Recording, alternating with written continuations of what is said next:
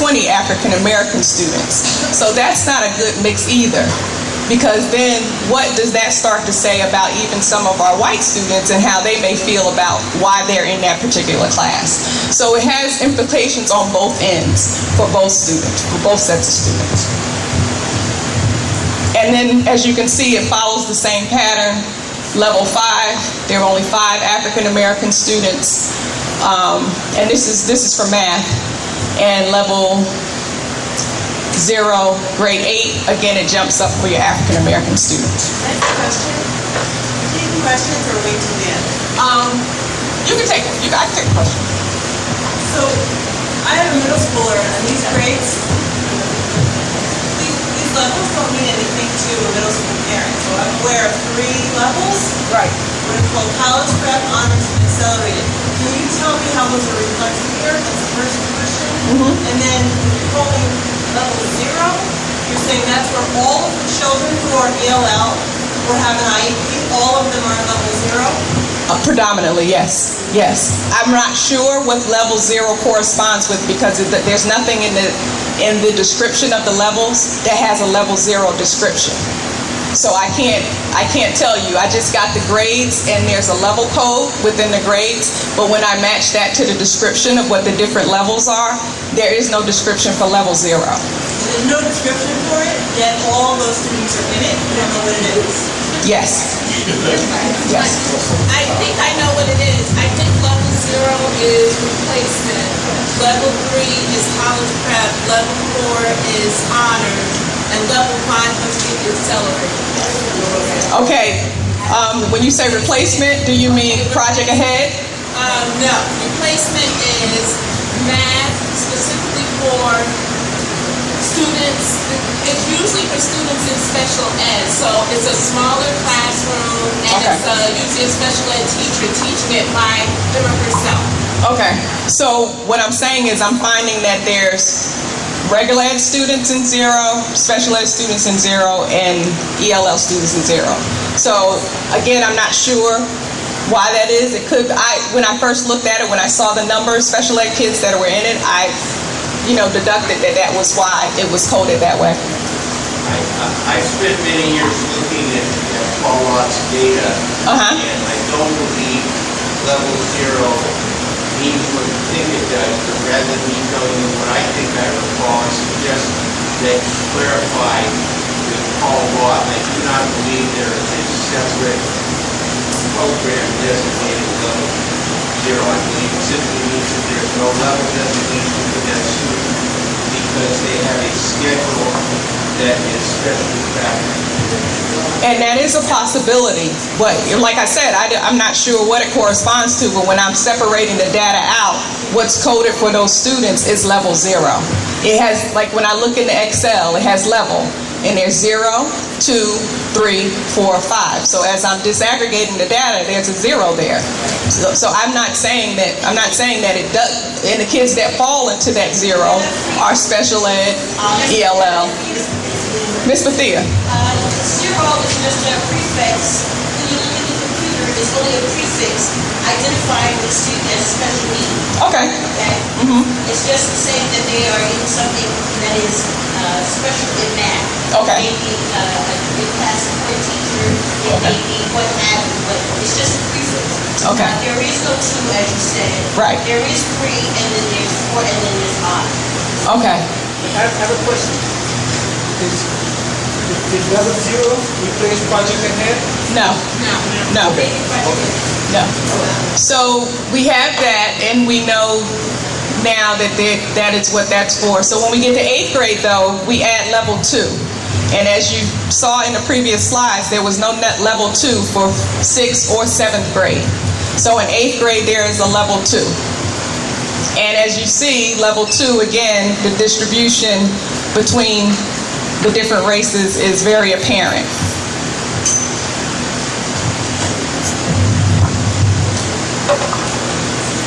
So, like I said, I know you're probably saying, why do we include failure rate data?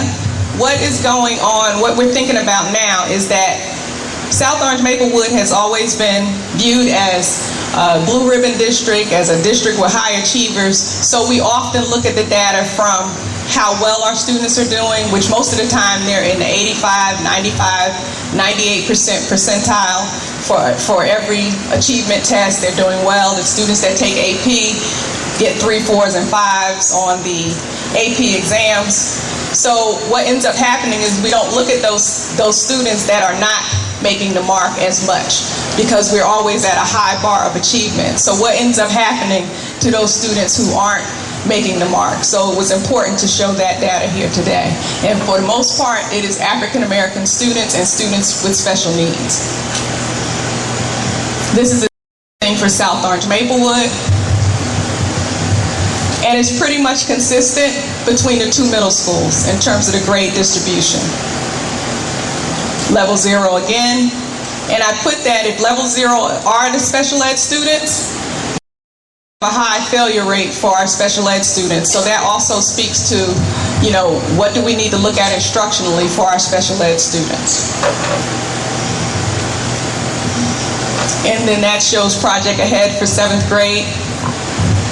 And what is important to note about Project Ahead is that sometimes students can get an A in Project Ahead and still be failing their regular math class. So there's some disconnect with that if a student is getting an A in Project Ahead, and I realize that that is a class to help you get better skills, but it should also be assisting you with doing better in your regular math class, that to get an A in Project Ahead and an F in your regular math classes, seems to be some disconnect there.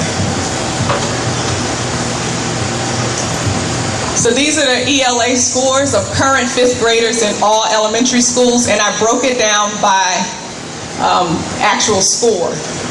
The first column is students that score between 100 and 150, and the red represents black students and the blue represents white students. Then the number of students that score between 161 and 200, and then 201 to 225, 226 to 250, 251 to 299, and 300. So we had one student who scored a perfect score on an ELA throughout the district for all elementary schools.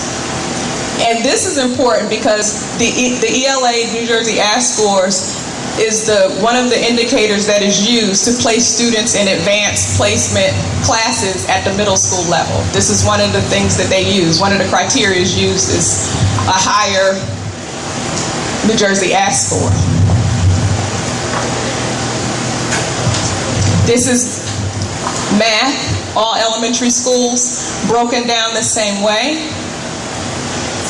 100 to 150, 151 to 200, 201 to 225, 226 to 250, 251 to 299, and 300. As you can see, a significant number of students scored a perfect 300 on the math. So despite some of the issues that is happening in the math, students are doing pretty well. In some cases on the math, we do have some students that are scoring perfect 300s, but we know that there are still some students that are struggling significantly. And this is Maplewood Middle, 8th grade. These are students that are currently in 8th grade, what they scored in 7th grade on New Jersey ASK. So these are your students that would have been recommended for the advanced geometry course that they take at the high school, or the advanced algebra course that they take at the high school, if we just based it on this criteria. So as you can see, we have 226 to 250, 13 African American students, and 41 white students, and then 251 to 299, 7 African Americans, and 41 white students. So you can see there's a big discrepancy in scoring. Yes? What are the cutoffs between advanced proficient, and below proficient, number-wise? This is below proficient. 200 is passing. 201 to 250 and above is advanced proficient. Okay, thank you. And this is your students' enrollment in advanced geometry for the last 3 years. So as you can see, in 2012, we had 3 students of color, and then we moved to 4, and then we moved to 6 that were in the advanced geometry class that is this year. And then when we look at the white students, we see 35, 46, and 76. Asian students, 3, 5, and 4. Hispanics, 1, 1, and 3. Indian, 1, 1. Multi-ethnic students, 1, 2, and 1. And these numbers are low in the district because we have a low population of students in other ethnic groups. So that last slide that showed those students that actually were put into the advanced geometry class may be an indicator of an access gap or an opportunity gap. We know that a lot of our students that are going to the advanced placement classes are able to get tutoring and have been being tutored outside. Parents are coming to board meetings every meeting saying that their students are enrolled in tutoring and they're paying for outside tutoring. But many students of color that may be students that receive free and reduced lunch, they may not be able to afford tutoring. So that creates an access and opportunity gap as well. In most cases, at each grade level, students of color had a higher failure rate than all other ethnic groups. There's evidence of disproportionality in higher levels, level 4 and 5, as well as lower levels 0 through 2. Each grade does not have every level. It is difficult to determine if levels are based on population of class. For example, does a larger grade 6 determine how many grade sections are needed? Or the 6th grade had level 0, which had many special ed students, level 3, 3, and 4. 7th grade had 4 levels, 0, 3, 4, and 5, and 8th grade had 2, 3, 4, and 5. So I'm not sure whether the level is added because of the population of students or how the students scored, or it's not clear. So, for the purpose of what we're talking about tonight, we have to start looking at student achievement by the end of grade 6, because most of the students that are tracked in a level 2 class at grade 6 have a very difficult time moving up a level by the time they get to high school. So usually if you're in level 2, you pretty much stay in level 2 until you graduate. So that's something that we have to start looking at to change the trajectory for our students, especially students of color, as they move through and matriculate through the district. Yes? Are there any statistics to show that if kids are ever graduate from a level 2 to a level 3, for example, or a level 3 to a level 4? Yes, there are statistics that show, but they're not that many. I did have some information, because I didn't talk about high school too much tonight, because that's again where the levels change a little bit.